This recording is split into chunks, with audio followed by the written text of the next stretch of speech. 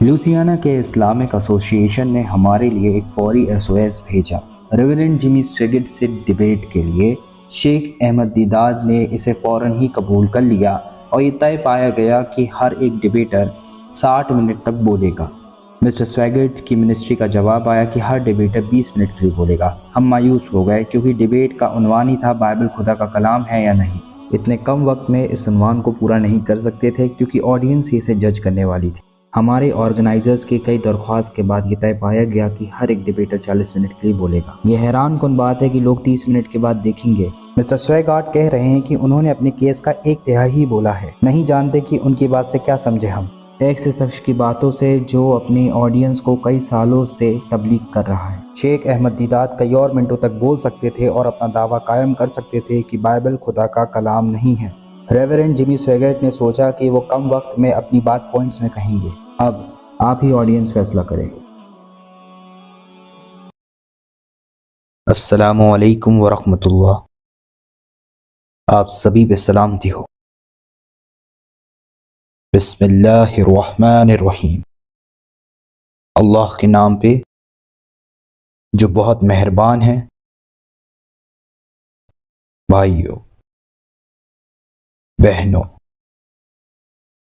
और दोस्तों, मुझे बहुत खुशी हो रही है ऐसे दो बड़े शख्सियात से मिलवाकर, जो कि एक मुस्लिम दुनिया से हैं और दूसरे क्रिश्चियन दुनिया से। और मैं बता दूं कि मैं मुसलमान हूं। एक मुसलमान और मॉडरेटर होने की वजह से मुझे इस डिबेट में इंसाफ रखना होगा। मैं आप सभी को प्रोग्राम की पूरी डिटेल बता देता हूं। सबसे पहले रेवरेंड जिमी स्वेगेट आएंगे। वो यहां आकर 30 मिनट के लिए बोलेंगे। इसके बाद शेख अहमद दीदात आएंगे और वो 40 मिनट तक बोलेंगे। इसके बाद मिस्टर स्वेगार्ड दोबारा इस पोडियम में आएंगे और 10 मिनट के लिए फिर खिताब करेंगे। हमें लगा है यही इंसाफ होगा और दोनों डिबेटर्स इस बात से हामी भी भर चुके हैं। और इसके बाद आप ऑडियंस को सवाल पूछने का मौका मिलेगा। आप कोई भी सवाल पूछ सकते हैं। ये क्वेश्चन आंसर सेशन 1 घंटा चलेगा। तो चलिए डिबेट को शुरू करते हैं, जिसका उन्वान है कि क्या बाइबल खुदा का कलाम है। अल्लाह हम पर रहम फरमाए और हम मुसलमान और क्रिश्चियन इस डिबेट को अच्छी तरीके से मुकम्मल करें। मैं पेश करता हूँ रेवरेंड जिमी स्वेगेट को।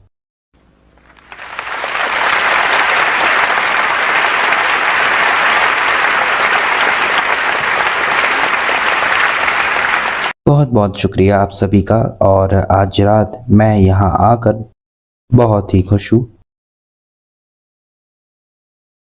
जबकि आज की तैयारी ये डिबेट की हमारे मुसलमान दोस्तों ने की है। और आज हमारे साथ दुनिया के सबसे अलग स्कॉलर हैं मिस्टर अहमद दीदात, जो हमारे शहर आए हैं हमारे पास। और मैं मिस्टर दीदात से आज दोपहर कुछ मिनटों के लिए मिला था और मैं ज़रूर कहूँगा वो इस किस्म के इंसान हैं कि आप एक ही मुलाकात में उन्हें पसंद करने लगेंगे। और मैं चाहता हूँ कि आप सभी से सारे क्रिश्चियंस मिलकर और हम मुसलमान भी मिलकर ये चीज़ मेरे 30 मिनट में मत जोड़िएगा। मैं सिर्फ मिस्टर दीदात का स्वागत करना चाहता हूँ खुले दिल से हमारे शहर, जिसका नाम है बैटन रूज।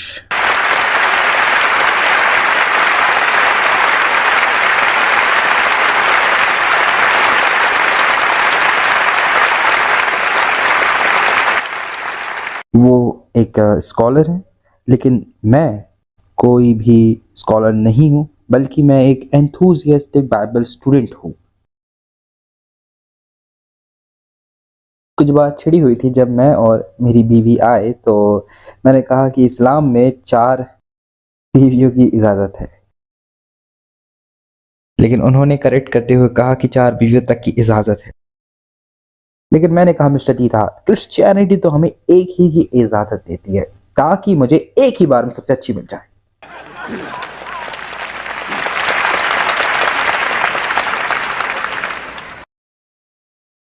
मुझे बहुत ऑनर फील हो रहा है कि इस रात मुझे बुलाया गया है और मुझे बोलने का मौका मिला है, वो सब चीज़ बोलने को जिसे हम मानते हैं कि वो खुदा का कलाम है।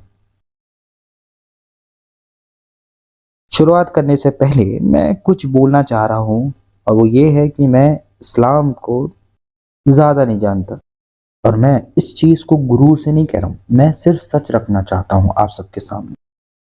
सच बताऊं तो मैंने इस्लाम को कुछ महीने पहले से ही पढ़ना शुरू किया है, और मैंने उसे सिर्फ ऊपर ऊपर से ही पढ़ा है। लेकिन इस बात को 2 साल हो गए हैं कि मैंने टेलीविज़न में एक बहुत ही अपमानजनक घटिया बयान दिया था कुरान के बारे में। लेकिन अगर आपने उसे नहीं देखा है तो मैं आपको बताने वाला भी नहीं हूँ। लेकिन मैं उस बात के लिए माफ़ी मांगता हूँ आप सभी से, और मैंने फिर ये दोबारा कभी नहीं करा, और ना ही मैं कभी करूँगा, क्योंकि मुझे लगता है ये चीज़ करना बहुत ही गलत था। इसके बाद मैंने इस्लाम को थोड़ा बहुत पढ़ा, जैसे मैंने आपको बताया हुआ था अभी। मुझे बहुत कुछ जानने को मिला, और मुझे ये भी जानने मिला कि मुसलमान बहुत ही ज़्यादा मेहमान नवाज होते हैं, और मुझे ये भी पता चला है कि आप लोग बहुत ही डेडिकेटेड और सीरियस होते हो अपने ईमान को लेकर। और एक और चीज़ जो मुझे पता चली है कि आप लोग कारोबार भी बहुत करते हो। कुछ देर पहले ही, जैसे कि हमारे डिबेट के मॉडरेटर ने बताया, कि इस दुनिया में जो सबसे ताकतवर रिलीजन है वो क्रिश्चियनिटी और इस्लाम है। मैं ये कहना चाहता हूँ कि हर एक सच्चा ईसाई हर एक मुसलमान से प्यार करता है, और ये मैं अपने दिल से मानता हूँ।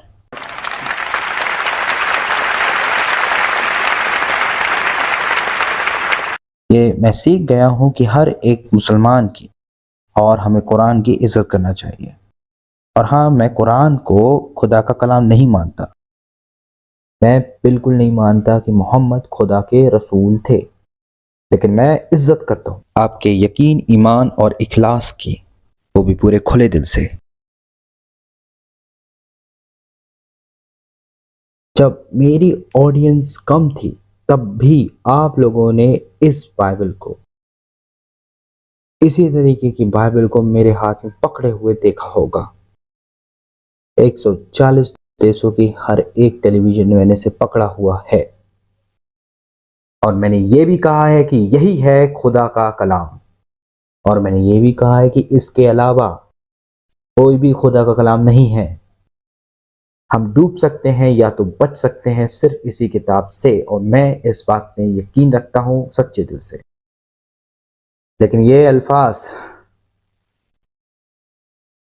बहुत ही सस्ते हैं, और इनकी कीमत कौड़ियों के बराबर होती है। लेकिन आज की रात मैं अपनी बात स्टार्ट करूंगा एक पैसेज को कोट कर कर, उस आयत को जिसमें मिस्टर दीदाद और मैं ना इत्तफाकी रखते हैं। लेकिन ये उन पैसेजों में से है जिसे कहते हैं खुदा के कलाम में सबसे प्यारा पैसेज पूरी सारी दुनिया में, जो मिलेगा Saint John chapter number 3 verse number 16 में। खुदा ने दुनिया से इतनी मोहब्बत की कि उसने एक लौता यूनिक बेटा अता किया। ठीक है ना मिस्टर दीदाद? यूनिक सन, लौता बेटा, जिसने भी उस पर यकीन रखा उसे हमेशा जिंदगी मिलेगी, वो कभी फना नहीं होगा।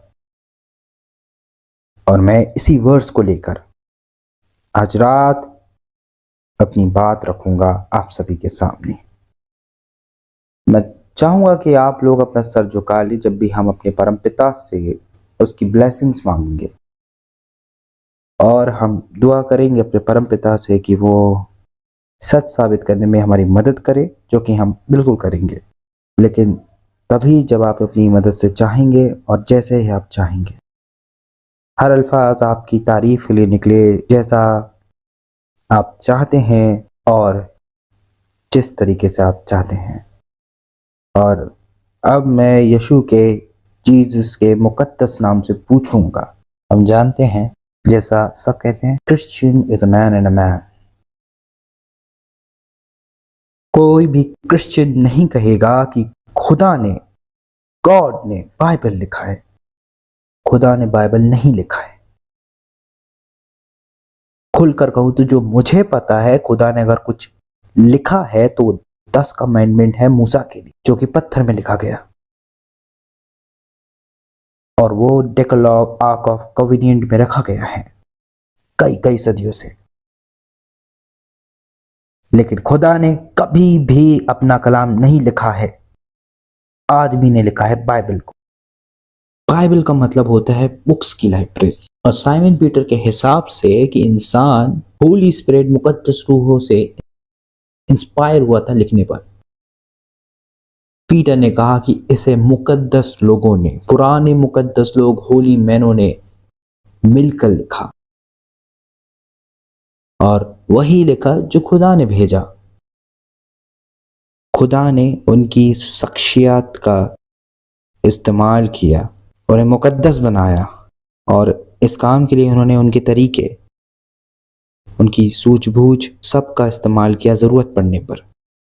मतलब ये कि उन्होंने अपने प्लान को मुकम्मल करने के लिए इन लोगों का इस्तेमाल किया, पूरी इंसानियत के लिए।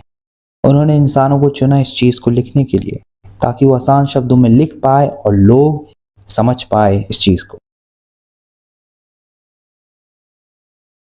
पूरी दुनिया में इस जैसी कोई भी किताब नहीं है जिनकी आयतों को टेक्सचुअली क्रिटिसाइज किया गया हो। बल्कि मुझे बहुत ही छोटा महसूस हो रहा है इस जैसी बड़ी किताब को हाथ में लेकर बहस कर रहा हूँ। और जब मुझे पता चलता है कि दुनिया के कुछ सबसे ऊंचे स्कॉलर्स बिना मतलब के बाइबल की आयतों को बार बार ऐसे देखते हैं, मतलब कि कोई खर्च नहीं, कोई कोशिश नहीं, कोई दावा नहीं, कोई मतलब कुछ समझने की कोशिश नहीं। मैंने इस बाइबल को पढ़ा है, इतनी बार पढ़ा है जितना हो सकता था उतना ही इल्म हासिल किया है। और मैंने पढ़ा है इसे दोनों हिब्रू और ग्रीक में। बाइबल की पहली सूरह जो लिखी गई है तकरीबन 3500 साल पहले, जहां तक मेरी नॉलेज है, और ये वही के दौर की सबसे पुरानी किताब है। और हम मानते हैं कि मूसा ने लिखा है एक ऐसी चीज जिसे कहते हैं पेनेटूच। वो 5 किताबें एक्सेप्शन हो सकती है उन आखिरी की आयतों की, डिट्रोनॉमी में।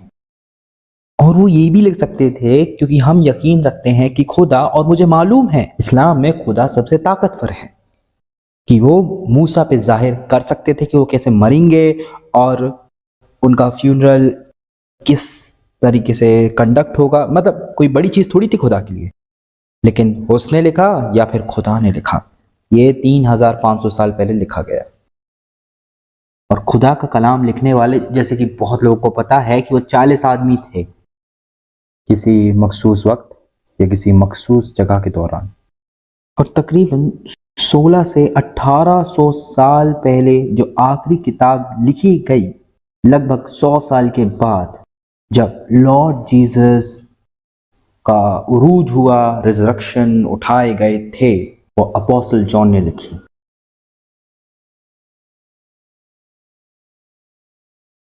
और अब उसे बहुत बुरी नजर से देखा जा रहा है। मैंने आपको बताया कि कोई किताब नहीं है पूरी दुनिया में जिसे ऐसे देखा जा रहा है।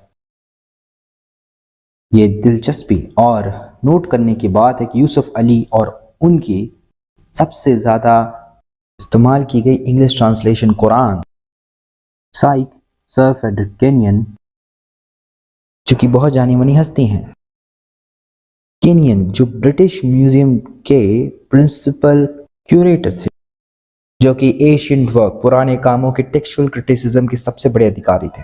ये चीज़ मैं दोबारा कहूँगा, केनियन दुनिया के सबसे बड़े अथॉरिटी थे एशियन टेक्सचुअल क्रिटिसिज्म के मुद्दे में। बाइबल की लिखावटी सहूलियत को मद्देनजर रखकर उन्होंने कहा कि एक ईसाई जिसने अपने हाथ में ये बाइबल लिए बिल्कुल बेझिझक कह सकता है कि उसने खुदा का कलाम पकड़ा हुआ है। और हमारे लॉर्ड जीसस क्राइस्ट के बारे में हार्वर्ड के प्रोफेसर साइमन ग्रीनलीफ ने और उनके साथ सुप्रीम कोर्ट के जस्टिस जोसेफ स्टोरी, ये वो दो लोग हैं जिन्होंने हार्वर्ड लॉ स्कूल को सबसे बड़ी पोजीशन में लेके आए हैं। इन्होंने अपने एग्नोस्टिक बिलीफ को छोड़ दिया कुछ महीनों की स्टडीज के बाद और सच्चाई की खोज में, और माने गए अमेरिका के सबसे बड़े लीगल एविडेंस अथॉरिटी के तौर पर। ये ग्रीनलीफ अलग नतीजा रखने पे मजबूर हो गए एक लंबी गंभीर खोज के बाद, और कहा उन्होंने जीसस क्राइस्ट का कफन दफन, उनका उठाना, उनका रिजरेक्शन, ये सब कुछ खुदा के बेटे के तौर पर हमारे गुनाह का भुगतान था। आगे कहा, ये कहना वाज़िब तौर पे सही है कई सबूतों की वजह से। ये चीज दुनिया के लीगल ब्रिलियंट माइंड में से एक ने कहा, इस बात से मैं अग्री हूं।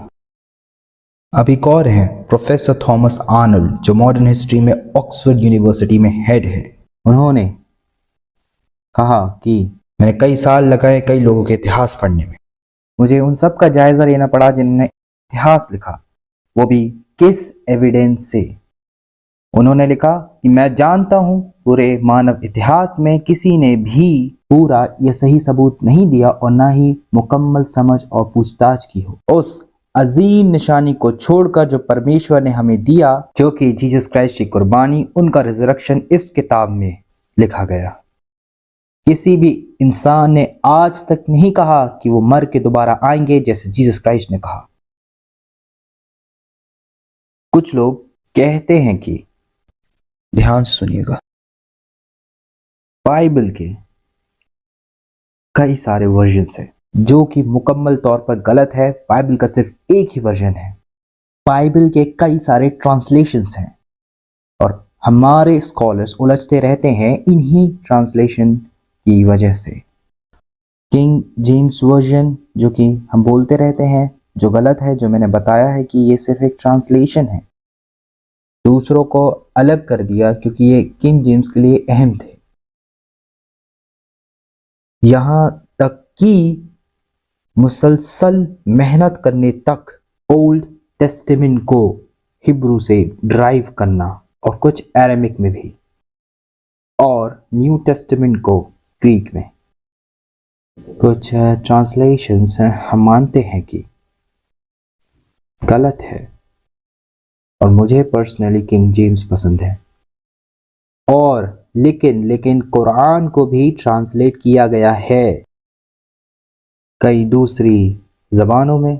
आपको इंग्लिश ट्रांसलेशन में भी डिफरेंट टाइप के कुरान मिल जाएंगे। साउथ अफ्रीका की बात है। मिस्टर दीदार, आप सही कर सकते हैं अगर मैं गलत हूं तो। 1978 की बात थी। कुरान का एक खास ट्रांसलेशन रिलीज़ किया गया। इसमें बहुत बहस हुई और ये डिमांड की गई कि इसे बाहर कर दिया जाए मार्केट से।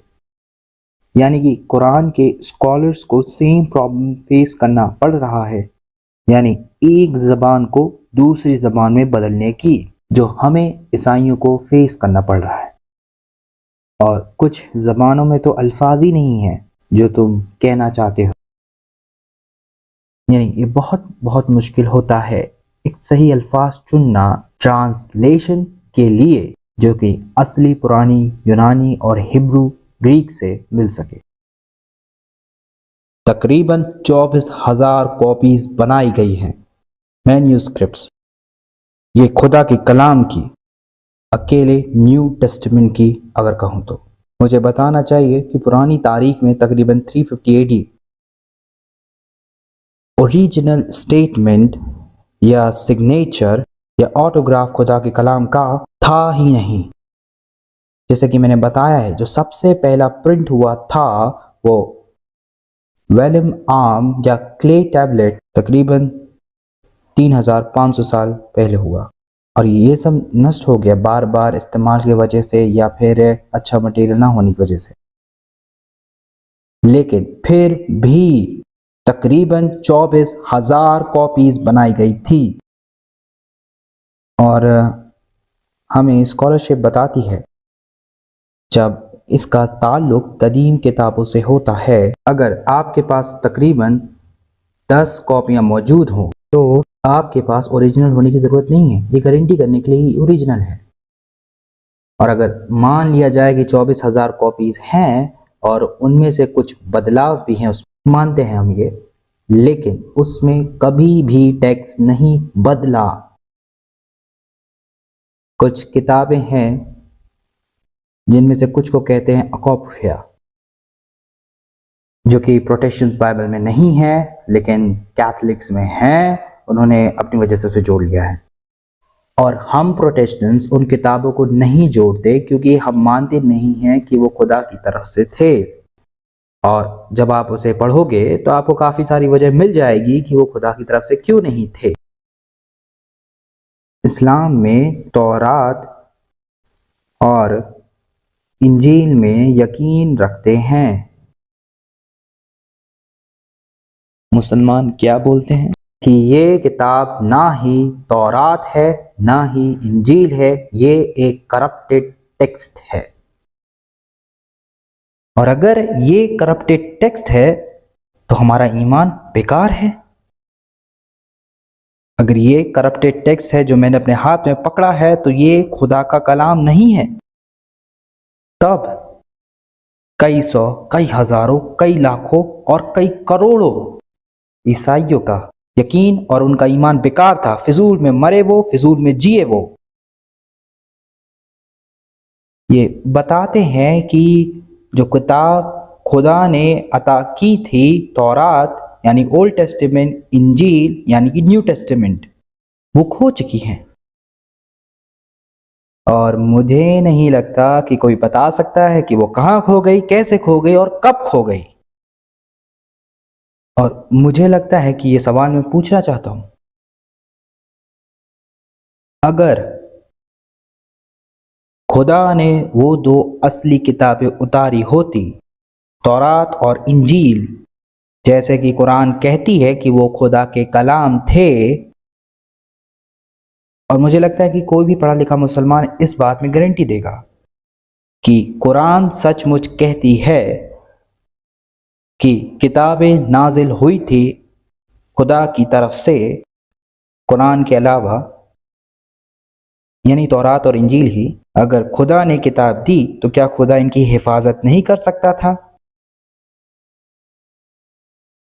हम क्रिश्चियंस मानते हैं कि खुदा तो कादर मुतलब है, और यही चीज इस्लाम भी मानता है। खुदा अगर कादर मुतलब है तो उसे हिफाजत करने में थोड़ी ना मुश्किल जाती और वो थोड़ी ना खो जाती।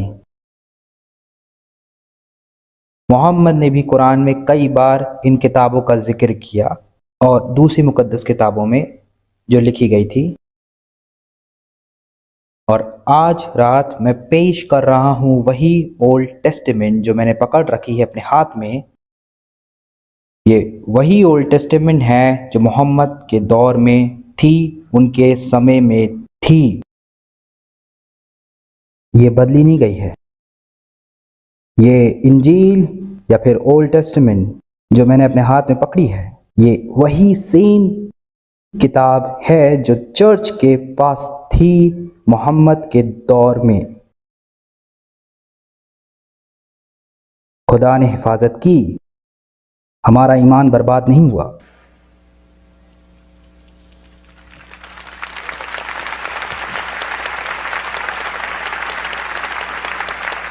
मैं यकीन रखता हूं कि आज रात मैं प्रूफ कर सकता हूं कि हमारा ईमान बर्बाद नहीं हुआ। ये मैं मानता हूं कि यहाँ जितने भी मुसलमान हैं ये चीज़ जानते हैं कि मोहम्मद के गुजरने के बाद कुरान के कई सारे वर्जन थे जो कि यहाँ वहाँ फैले हुए थे, और इंस्ट्रक्शंस दिए गए इस्लाम के कई मुस्लिम डॉक्टरों के द्वारा कि खलीफ ओथमन ने स्टैंडर्डाइज फॉर्मुलाइज बदलाव से। मालूम नहीं कितने मुसलमान जानते हैं इस बारे में। मोहम्मद को गुजरे हुए ज़्यादा वक्त भी नहीं हुआ था, क्योंकि कुरान के कई सारे टेक्स्ट थे। हम कुरान के बारे में नहीं पढ़ रहे हैं, मैं सिर्फ बताना चाह रहा था आप लोगों को। और इन सब को मुख्तलिफ तौर में पढ़ा जा सकता है। और उनके खिलाफत के समय में उनके पास रिपोर्ट आई कि मुसलमान आर्मेनिया, सीरिया और इराक में कुरान को ऐसे पढ़ रहे हैं जिस तरीके से अरब में नहीं पढ़ा जा रहा। खलीफत ओथमन ने फौरी तौर पर कुरान की मैन्यूस्क्रिप्ट को मंगवाया, जो कि उस समय हफ्सा के पास थी, अगर मैंने उसका नाम सही बोला हो। मोहम्मद की बीवियों में से एक और उमर की बेटी थी। और ऑर्डर दिया जैद बिनते तिबित और 3 अलग लोगों को कि वो कुरान की कॉपी बनाए और कुरान को सही करे जहां भी उनको लगे। इसे ध्यान से सुनिए, जहां भी उन्हें लगे वो सही करे। जब ये सब खत्म हो गया तो खलीफत ओथमन ने बहुत कठोर एक्शन लिया। जो दूसरी कुरान की मैन्यूस्क्रिप्ट वजूद में थी, ओथमन ने भेजा हर एक मुसलमान सूबे में वो कुरान है जो उन्होंने कॉपी की थी। और इन कुरानों के अलावा ऑर्डर दिया कुरान की दूसरी मैन्यूस्क्रिप्ट को, हर एक टुकड़े को, हर एक चीज को पूरी तरीके से जला दो। अगर उन किताबों में हेरा फेरी नहीं होती तो मैं सोचता हूं कि उसने जलाने को क्यों कहा, जबकि बाइबल को जलाने का वही लोग हुक्म देंगे जो उससे नफरत करते हैं। लेकिन क्या कभी किसी ने एक्सप्लेन किया है कि कुरान के कितने सारे पैसेज, हाँ वाकई में अच्छी बुक है, वो सुंदर और अलग किताब है, लेकिन इस किताब में कितनी सारी यहूदियों की किस्से कहानियां कॉपी की गई हैं, जरा खुद सोचो। लेकिन अब मैं देखना चाहूंगा मुबैना एतजाज़ों को जो खुदा के कलाम में पाए जाते हैं, और उसी से मैं प्रूफ करूंगा कि ये खुदा का कलाम है। 2 Samuel 24:1 and 1 Chronicles 21:1 उसमें लिखा है कि खुदा ने डेविड को उकसाया। वही 2 सैमुएल में लिखा है कि शैतान ने डेविड को उकसाया। अब ये चीज़ मुख्तलिफ कॉन्ट्रडिक्शन लग रही होगी। बिल्कुल, अगर खुदा का कलाम किसी ने भी पढ़ा होगा तो उसे पता होगा। खुदा के बारे में कहा जाता है कि वो वही करता है जो वो चाहता है। सच बताऊं तो कुरान में भी यही चीज़ लिखी हुई है, बिल्कुल खुदा के बारे में। दोबारा कहूंगा, यहाँ पे कोई भी कॉन्ट्रडिक्शन नहीं है। खुदा ने कई बार, सबसे ज़्यादा ओल्ड टेस्टामेंट में ये चीज़ है कि उन्होंने अपने आप को जिम्मेदार बताया है उन चीज़ों का जो कुछ भी वो चाहते हैं, और सचमुच वही जिम्मेदार हैं हर चीज़ों के। 1 किंग 4:26 में सोलोमन के पास 40,000 स्टॉल्स थे घोड़ों के, वहीं 2 क्रॉनिकल्स में उसके पास 4,000 स्टॉल थे घोड़ों के। तो क्या ये चीज़ कॉन्ट्रडिक्शन है क्योंकि नंबर अलग है? बिल्कुल है, बिल्कुल सीधा साधा। लेकिन ये एक ही कहानी के बारे में है। काफी सारे इंसिडेंट्स हैं खुदा के कलाम में जो एक ही चीज के बारे में बात कर रहे हैं, लेकिन अलग तरीके से। जहां एक चीज के बारे में बताया जा रहा है और थोड़ा सा नंबर बदल दिया जाता है, वहीं दूसरी चीज के बारे में बताया जा रहा है और थोड़ा नंबर बदल दिया जाता है। जैसे एक आयत में कह रहा है 2000, वहीं दूसरी आयत में कह रहा है 3000। सेंट जॉन 8 आयत 13-11 में बताया जा रहा है एक औरत के बारे में जिसने जिना किया। और कुछ कहेंगे कि ये चीज असली किताब में है ही नहीं, ये तो आरोप है, फेर बदल है किताब में। अलबत्ता जो बेसिक बुल कैप है सीरिया में, जेरूसलम में, यूथोपिया में, वहां के पादरी बताते हैं ये चीज पुराने मैन्यूस्क्रिप्ट में लिखी हुई थी। तो ये सब पुराने मैन्यूस्क्रिप्ट में था, बिल्कुल था। कुछ अक्षर हैं खुदा के कलाम में, 2 किंग 19, आयशा 37, ये दोनों चैप्टर एक जैसे हैं लफ्ज व लफ्ज। वाह, अगर खुदा ने उसे एक बार बता दिया है तो क्या वो दोहराएगा? क्यों नहीं? यीशु ने खुद कई बार दोहराया था। कुरान की सूरा 32:5 में हजारों सालों का जिक्र है, वहीं सूरा 72 में 5000 सालों का। एक दिन 1000 साल है, वहीं एक दिन 5000 साल। क्या ये कॉन्ट्रडिक्शन नहीं है? अब सुनना मैं क्या बोल रहा हूं। अगर ये किताब करप्टेड टेक्स्ट होती, ये गलत होती या धोखाधड़ी होती, तो तुम्हें नहीं लगता कि फ्रॉड्स ने इसे हटा दिया होता? ये बिना प्रूफ वाले कॉन्ट्रडिक्शंस को खुदा के कलाम से? कभी तुमने इसके बारे में सोचा है? उन्होंने ये टेक्स्ट को छोड़ दिया इतनी मेहनत करने के बाद, ये बताने के लिए कि ये वैसे ही है जैसे इसे हिब्रू और ग्रीक से ट्रांसलेट किया गया था। तो फिर ऐसा क्या हुआ कि खुदा के कलाम में इतने ज्यादा कॉन्ट्रडिक्शंस है? सिंपल सी बात है, उन दिनों उनके पास जेरोक्स कॉपी थोड़ी थी और ना ही उनके पास कंप्यूटर्स थे। उन्हें हाथ से कॉपी करना पड़ता था और कभी कभी कॉपी करने में गलतियां हो जाती हैं। और मुझे लगता है कि इस्लाम में हमारे भाई इस बात से इत्तेफाक रखेंगे। जीनियोलॉजी में मैथ्यू और ल्यूक में, मैथ्यू में जोसेफ की फैमिली ट्री के बारे में बताते हैं, वहीं ल्यूक में मैरी की फैमिली के बारे में। अगर टेम्पल ऑफ जेरूसलम में अगर कुछ भी गलत होता तो, मेरा टाइम खत्म हो रहा है। ओके, अगर कुछ भी गलत होता क्राइस्ट की जीनियोलॉजी के बारे में, वो फौरन ही इस बात को छेड़ देते, लेकिन ऐसी कोई नौबत ना आई। ये किताब इतिहासों की किताब है। इस किताब में कई हजार सालों की बातें हैं और कई हजार लोगों की कहानियां हैं, और आज तक किसी आर्कियोलॉजिस्ट ने एक लफ्ज को भी गलत साबित नहीं कर पाया है। हजारों लाखों ने, इसमें से न एक आयत को हिलाया गया है, न छेड़छाड़ की गई है, और मैं दोहराऊंगा दोबारा, एक भी आर्कियोलॉजिकल इसमें मिस्टेक बिल्कुल नहीं है। और ये किताब पेशन गोई की किताब है, बहुत सी पेशन गोई की, और वो सब सच हुई।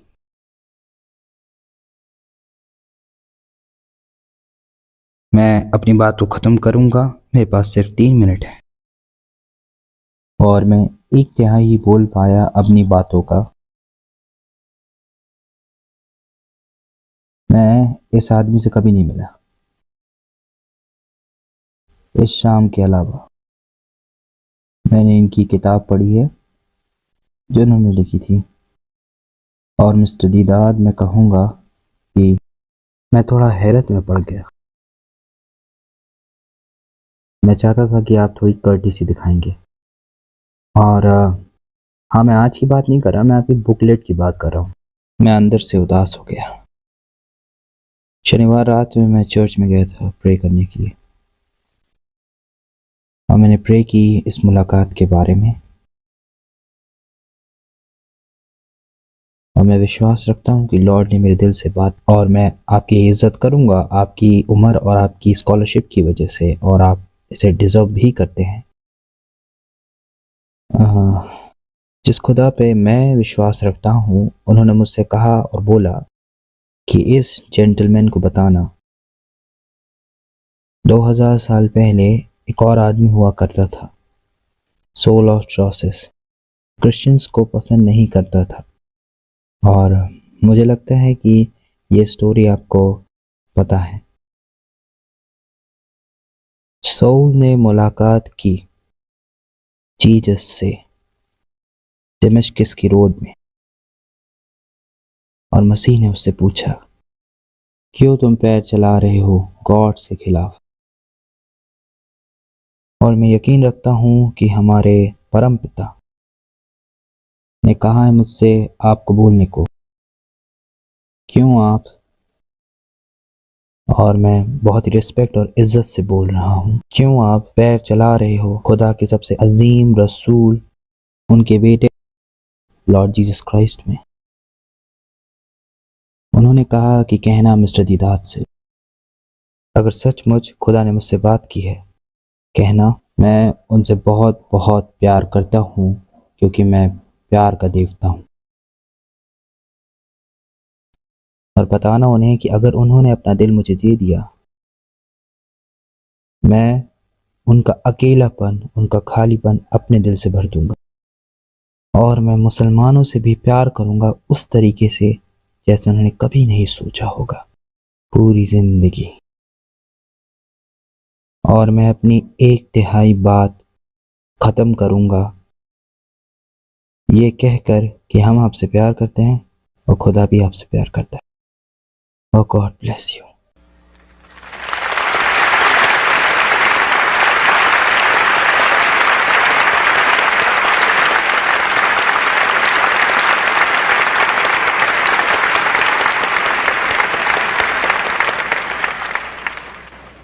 और अब मिस्टर अहमद दीदाद।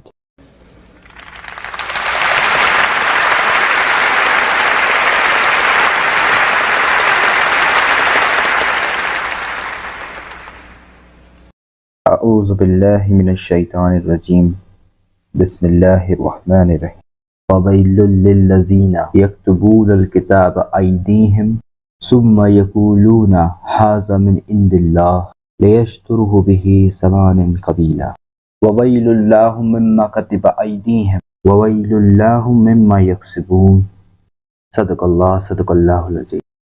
मिस्टर चेयरमैन और मेरे क्रिश्चियन भाइयों, अब जो कि मैं सीधा मुद्दे में जाना चाहता हूँ, लेकिन जो आखिरी में मिस्टर स्वेगार्ड ने मुझे बोला है वो मुझे मजबूर कर रही है अपने ईमान का एतराफ़ करने को। और वो ये है कि हम मुसलमान सिर्फ एक लौते हैं गैर ईसाई अकीदे वाले जो कि दावा रखते हैं ईसा इब्ने मरियम पर यकीन रखने का। एक मुसलमान मुसलमान नहीं है जब तक वो ईसा पर यकीन न रखे। हम ये यकीन रखते हैं कि जीसस क्राइस्ट एक अजीम पैगंबर थे। हम यकीन रखते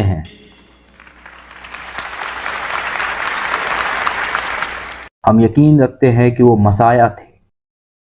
हम यकीन रखते हैं कि उनकी पैदाइश मौजज़ा थी, जबकि आज के कई मॉडर्न क्रिश्चियन बिलीव नहीं रखते। हम यकीन रखते हैं कि वो मुर्दों को जिंदा कर दिया करते थे खुदा के हुक्म से, और उन्हीं के हुक्म से अंधों और लंगड़ों को भी शिफा दे दिया करते। अभी तक एक रास्ते में हम चल रहे हैं, पर हमारा रास्ता जुदा होता है। जो सबसे ज्यादा इंपॉर्टेंट डिफरेंस है मुसलमान और ईसाइयों के बीच, हम कहते हैं कि वो खुदा नहीं थे इंसानी शक्ल में, और ना ही वो खुदा के कोई अवतार थे, और ना ही वो खुदा के बिगॉटन सन थे। कहने के लिए हम सब खुदा के बच्चे हैं, कुछ बुरे तो कुछ अच्छे। और जीसस तो सबसे ज्यादा करीब कहलाएंगे खुदा के बेटे होने पर हम सबसे, क्योंकि उनका ईमान सबसे ज्यादा था खुदा में हम सबसे। तो इस तरीके से हम मानते हैं कि वो पूरी तरीके से खुदा के बेटे थे, लेकिन एक ईसाई की तरह नहीं जो कहते हैं बिगॉटन यानी जना हुआ, बनाया हुआ नहीं। इस तरीके से बिल्कुल नहीं। अब उन्वान में आते हैं। तो हमारा उन्वान है कि क्या बाइबल खुदा का कलाम है? और हमारे भाई मिस्टर स्वेगार्ड ने समझाया था कि ट्रांसलेशंस एंड वर्जन एक ही चीज होती है। हम मुसलमानों के पास काफ़ी सारे ट्रांसलेशन हैं कुरान के, यहाँ तक कि इंग्लिश में भी, जैसे कि मोहम्मद अली, मोहम्मद बिट्ठोर और दरियाबादी, यानी इंग्लिश में ही अलग अलग ट्रांसलेशन। और ट्रांसलेशन का मतलब होता है अलग अलग शब्दों का चुनाव, अल्फाजों को चुनना, यानी कि किसी आयत को अरबी से इंग्लिश में ट्रांसलेट करना, लफ्ज़ों का चुनाव। और वर्जन्स बिल्कुल अलग चीज़ होती है। ज़रा देखिए मेरे हाथ में ये बाइबल है, जिसे मिस्टर स्वेगार्ड और दूसरे प्रोटेस्टेंट्स ब्रदर खुदा का कलाम नहीं मानते। ये रोमन कैथोलिक वर्जन बाइबल है, ये डुए रीम्स वर्जन है बाइबल का। इस बाइबल में तकरीबन 73 बुक्स है और ये इंसाइक्लोपीडिया है 73 बुक्स का। 7 बुक इसमें ज़्यादा है उस किताब से जिसे ब्रदर स्वेगार्ड जिसकी कस्में लिया करते हैं, यानी king James version. King James version इसी से कसम खाते हैं। अपने ये एवेंजलिस्ट मैगजीन में दिसंबर 1985 में किसी ने सवाल किया था मिस्टर स्वेगार्ड से बाइबल को खुदा का कलाम कहने में। उन्होंने कहा कि खुदा का कलाम, और मैं किंग जेम्स वर्जन को रेफर करता हूँ। दिसंबर 1985 अपने एवेंजलिस्ट में इन्होंने कहा जो ये किंग जेम्स वर्जन है इसने 7 किताबों को इसमें से हटा दिया, पूरी तरीके से बाहर निकाल दिया। साफ लफ्जों में प्रोटेस्टेंट इन 7 किताबों में नहीं मानते। आपने एक अल्फाज का यूज किया अपोक्रिफाई, जिसे ईसाई दुनिया में जानते ही नहीं है कि अपोक्रिफाई होता क्या है। अपोक्रिफाई का मतलब होता है डाउटफुल, जिसे खुदा के कलाम में नहीं होना चाहिए, जिसे प्रोटेस्टेंट्स ने मन गढ़ बताकर हटा दिया। ये 7 किताबें यहां से हटा दी गई हैं। तो ये वर्जन को एक क्रिश्चियन प्रोटेस्टेंट कबूल नहीं करेगा कि खुदा का कलाम। मैं सही बोल रहा हूं ना, ये खुदा का कलाम नहीं है, तो किनारे रख देते हैं। मैं बिल्कुल मानता हूं जो आप बोलोगे मैं वही करूंगा। आप बोलोगे इसे किनारे रख दो, किनारे रख दिया, चलो रख दिया। तो अब आप ये कह रहे हो कि ये किंग जेम्स खुदा का कलाम है जिसमें 66 बुक्स हैं। ये सबसे पहले पब्लिश हुई 1611 में, जिसे राजा किंग जेम्स ने हुक्म दिया था करने को, और आज भी इन्हीं का नाम कायम है ऑथराइज वर्जन। और किसने किया? खुदा ने नहीं, किंग जेम्स ने ऑथराइज्ड किया, और खुदा ने थोड़ी किया ऐसे। अब ये चीज प्राचीन मैन्युस्क्रिप्ट की तरफ जा रही है, और मुझे बताया गया है एशियन क्या है, 600-400 साल ईसा अलैहिस्सलाम के बाद, उसे बोलते हैं एंशियंट। आज के समय में हम एक्सेस कर सकते हैं एशियन मैन्युस्क्रिप्ट, सबसे पुरानी मैन्युस्क्रिप्ट्स। और ये ट्रांसलेशन जो आप देख रहे हैं RSV translation, revise standard version, ये वर्जन पुरानी मैन्युस्क्रिप्ट से ज्यादा मिलता है। उन्होंने बोला ये तकरीबन 200-300 साल बात की है जीसस के। तो जो सोर्स के सबसे ज्यादा करीब है, जिसे सबसे ज्यादा ऑथेंटिक डॉक्यूमेंट कहेंगे, ये कॉमन सेंस है। ये चीज कि अगर ईसा अलैहिस्सलाम के जमाने में ये किताब लिखी जाती और इसमें साइन और सिग्नेचर उनके होते, तब कोई दिक्कत नहीं होती। ये ईसा के बाद 200-300 साल पुरानी है, और ये वाली 400-600। तो उन लोगों ने ये पब्लिश किया ट्रांसलेशन, आप ही की कंट्री में, ब्रिटेन, कनाडा और काफी और जगह में इस किताब को पब्लिश किया गया। और इस ट्रांसलेशन को तो बढ़िया बढ़िया ट्रिब्यूट भी मिले हैं। यहाँ पे लिखा है कि चर्च ऑफ इंग्लैंड न्यूज़पेपर ने कहा कि सबसे अच्छा वर्जन आया है इस दौर पे, वो ये है, ये किताब the finest version. Time literacy supplement ने कहा एक फ्रेश और कंप्लीट ट्रांसलेशन स्कॉलर्स के द्वारा जो कि हाईएस्ट एमिनेंस में है, यानी जो सबसे इज्जतदार है, जिसमें मॉडर्न स्कॉलरशिप का पूरा भरपूर इस्तेमाल किया गया है। लाइफ्स एंड वर्क दूसरे पब्लिकेशन ने कहा इस वर्जन के साथ एक अच्छी सी मोहब्बत की खुसूसियत मिली, और ये सबसे एक्यूरेट ट्रांसलेशन है, बिल्कुल सही। और the times of England UK ने कहा ये ट्रांसलेशन सबसे ज्यादा सटीक और सबसे ज्यादा करीब है असल के। तो अब जो बाइबल के पब्लिशर हैं जिन्होंने सबसे पहले पब्लिश किया 1952 में, तो इन लोगों ने किंग जेम्स वर्जन को ट्रिब्यूट दिया है, और मैं कहीं ना कहीं अपनी जिम्मेदारी से चूक जाऊंगा अगर मैंने वो आपके सामने पेश नहीं किया। और इसकी खूबसूरती खुद ब्रदर स्वेगार्ड को पसंद है और मुझे भी।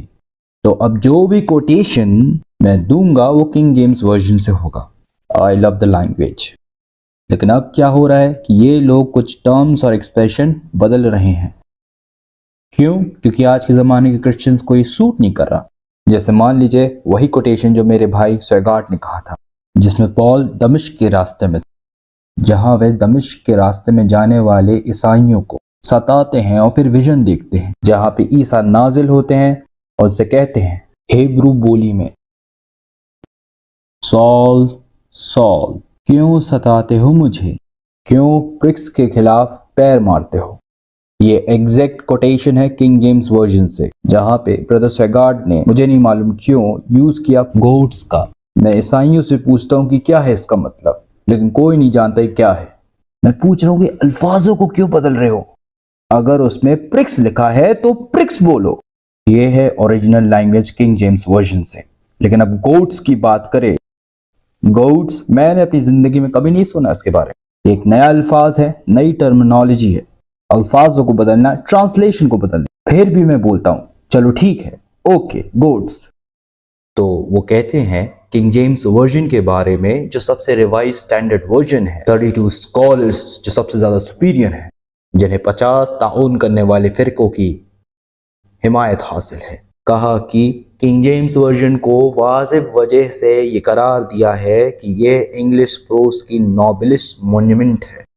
इसे रिवाइज्ड किया गया 1881 में और इसकी तारीफ की गई उसकी सिंप्लिसिटी के लिए, उसकी शान के लिए, उसके पावर के लिए, उसके हैप्पी टर्म्स ऑफ एक्सप्रेशन के लिए, उसकी ताल का संगीत के लिए, उसके राइम के लिए, उसके रिदम के लिए।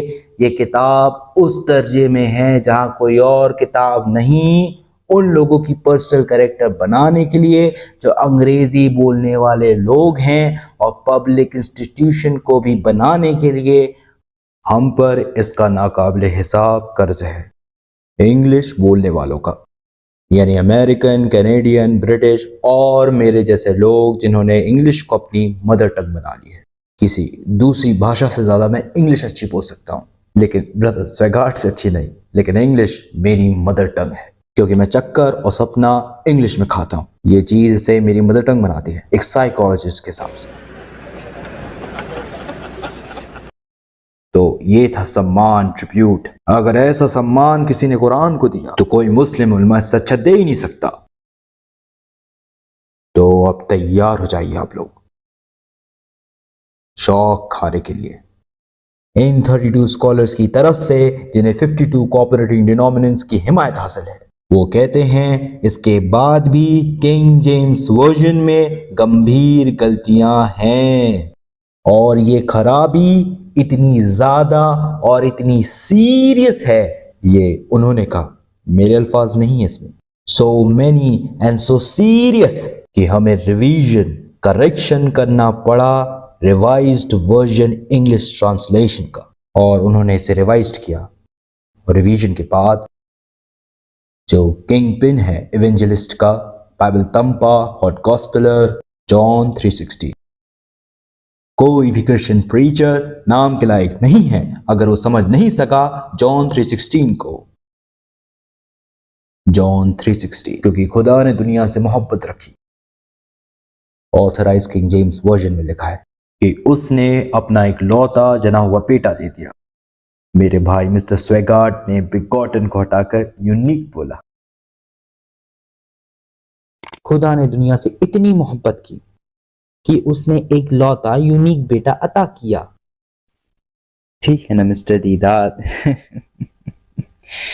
यूनिक सन, लौता बेटा। ये किंग जेम्स वर्जन में नहीं है। अगर किंग जेम्स वर्जन बिगॉटन बोल रहा है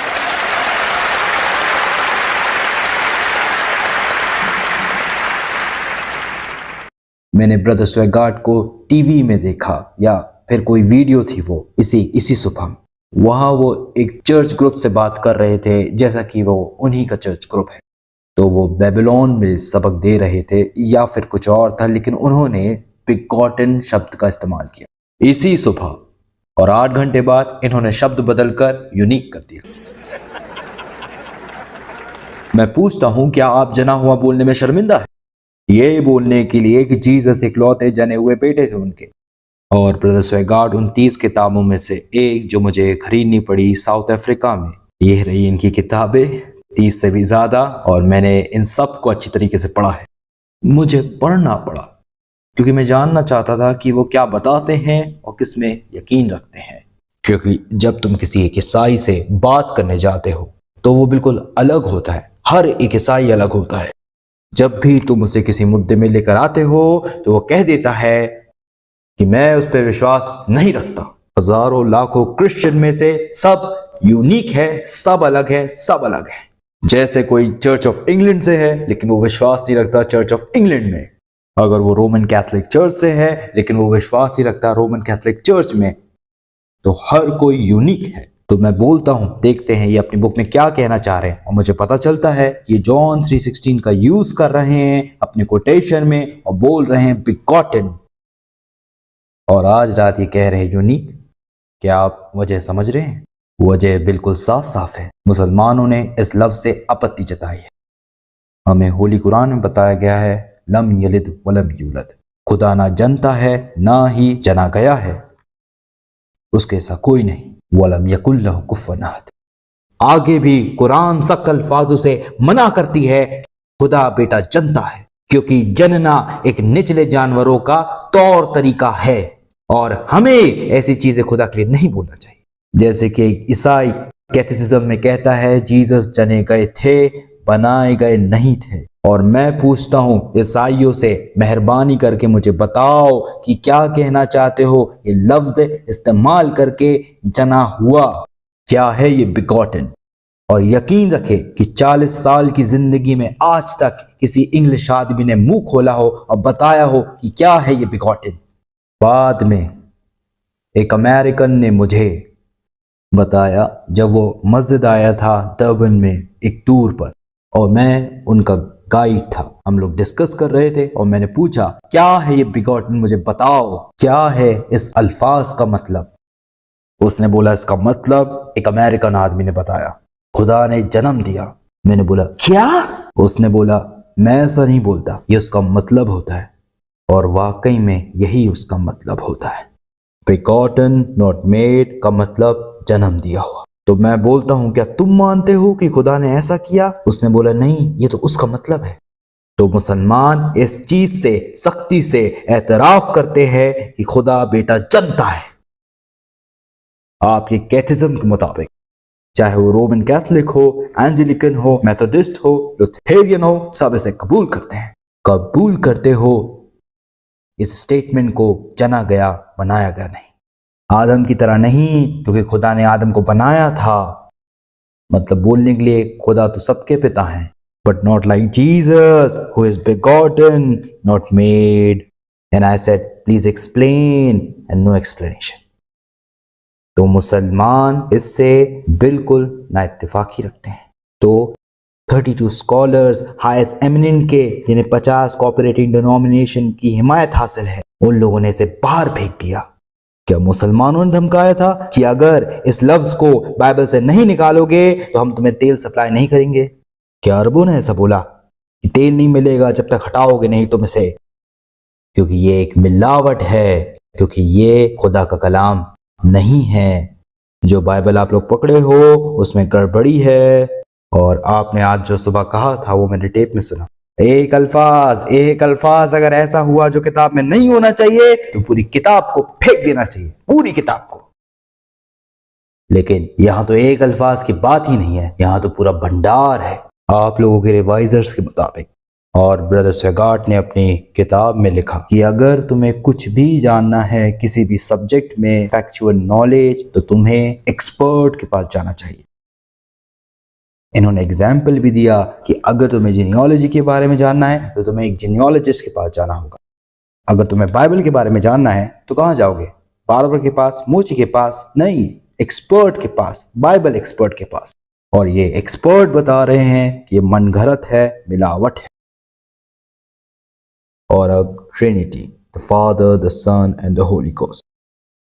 ब्रदर स्वेगार्ट ने कोट किया ad verbatim from 1 John chapter number 5 verse 7, जो कि 3 है, जो स्वर्ग में है, जो बरकरार रहेंगे, the father, the word and the holy ghost. और ये 3 एक ही हैं।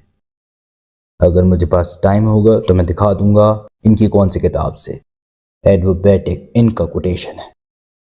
ये चीज तो मेरे बाइबल में नहीं है। क्या ये खुदा का कलाम नहीं है? मेरी बाइबल में ये नहीं है। भला क्यों नहीं है? क्योंकि 32 स्कॉलर्स, हाईएस्ट एमिनेंस के क्रिश्चियन स्कॉलर्स, जिन्हें 50 कोऑपरेटिंग डिनोमिनेशन का सपोर्ट है, वो कहते हैं ये दूसरा फितना है, ये दूसरा मिलावट है। तो उन्होंने इसे भी बाहर निकाल दिया, हटा दिया।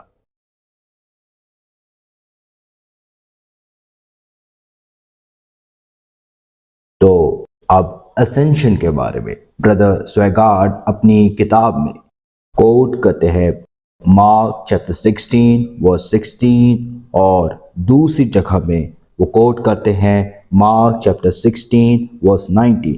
मैं कहता हूं ये तो मेरी बाइबल में है ही नहीं।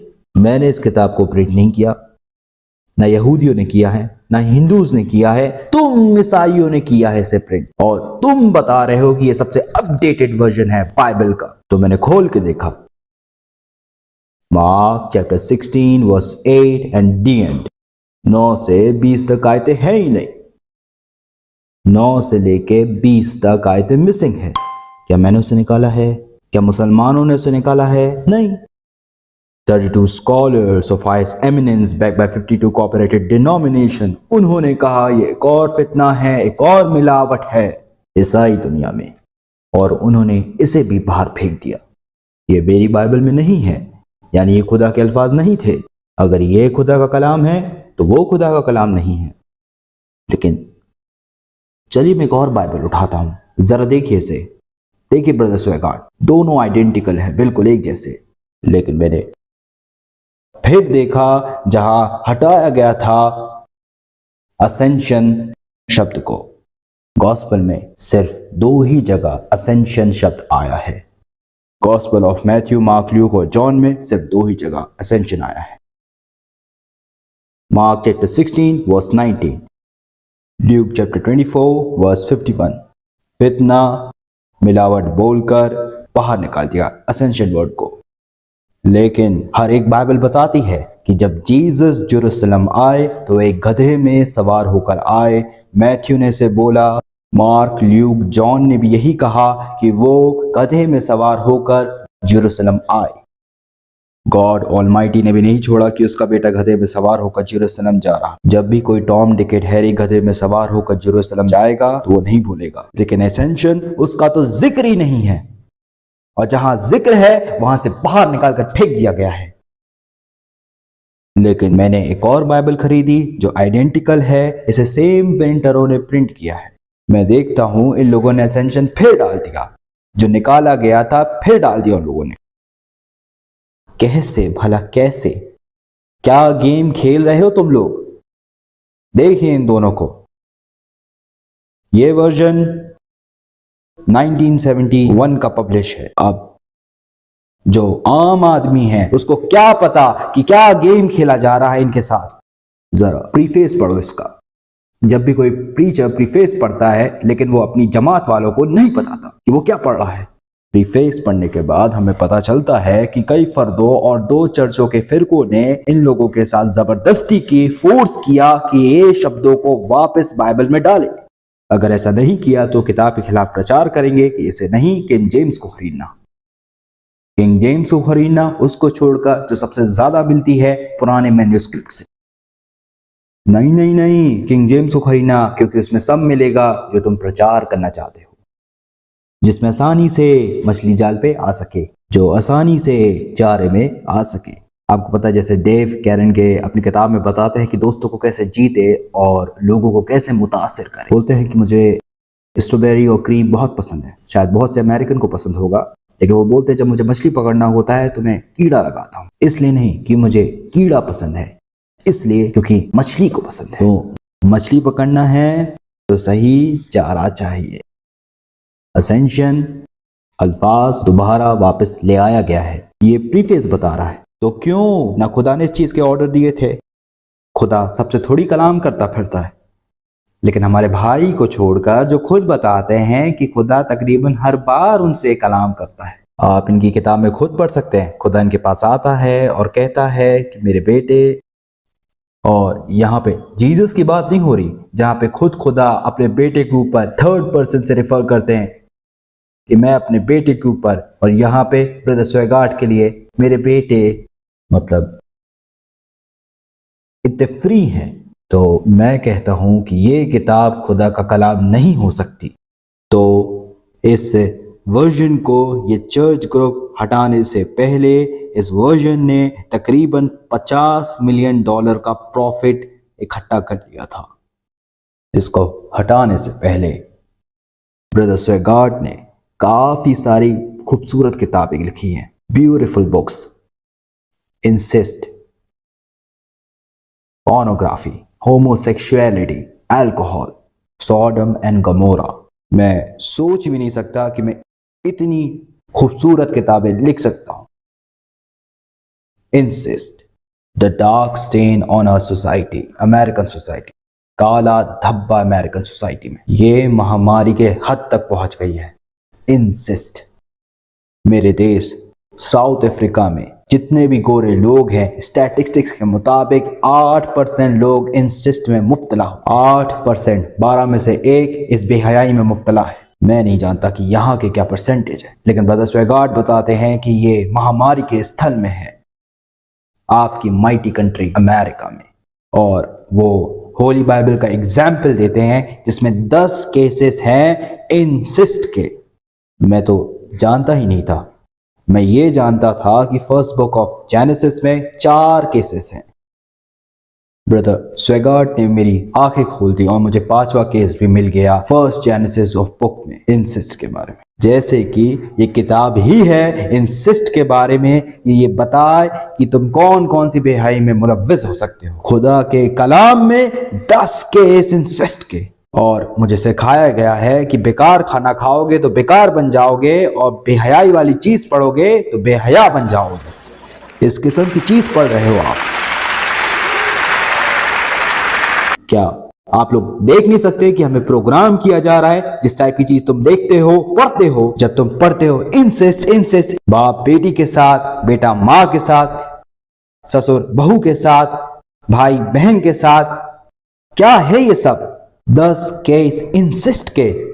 इंसिस्ट कोई ताज्जुब नहीं है कि ये महामारी के स्थल में पहुंच चुका है। यहां पे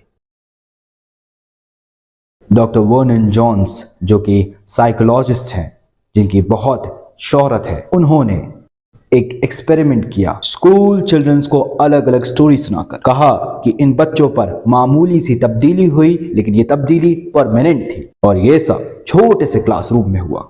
जिस टाइप की स्टोरी तुम सुनोगे, जिस टाइप की स्टोरी तुम देखोगे, जिस टाइप की स्टोरी तुम पढ़ोगे, उस टाइप की मेंटेलिटी तुम्हारी बढ़ेगी। तो मैं कहता हूं, खुदा अपने ही दस्तूर से निकलकर अपनी ही किताब में क्यों 10 केस इंसिस्ट के बता रहा है। इसलिए मैं कहता हूं भाइयों बहनों, ये खुदा का कलाम नहीं है।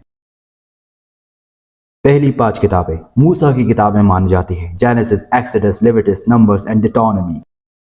ये रिवाइजर्स, स्कॉलर्स, हाईएस्ट एमिनेंस के बता रहे हैं कि मूसा ने ये किताबें नहीं लिखी। लेकिन बाइबल में क्या लिखा होता है?